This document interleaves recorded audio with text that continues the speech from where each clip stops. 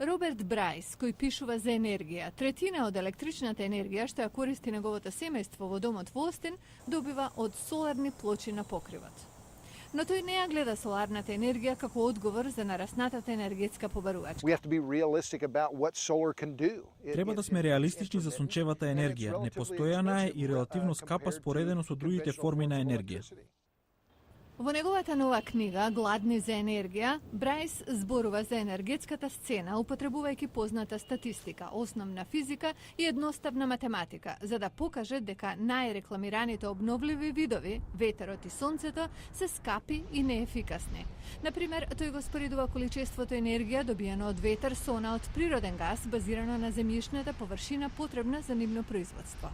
The power density, the aerial power density of a wind turbine is about 1 to 1.2 watts per square meter. Односот е 1 до 1,2 вати по квадратен метар земјиште за ветерна енергија, спрема 28 вати од истата површина добиена енергија од природен газ, 20 пати повеќе. Постојана тема во енергетските дебати во САД е зависноста на државата од увоз на нафта.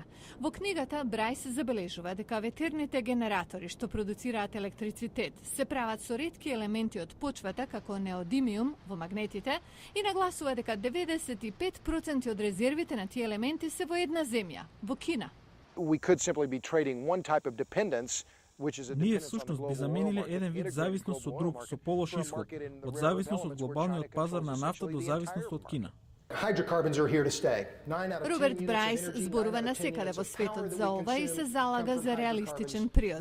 Брајс вели дека природниот газ е најефтин, најчист и најмногу го има во моментов, но дека нуклеарната енергија најмногу ветува за иднината.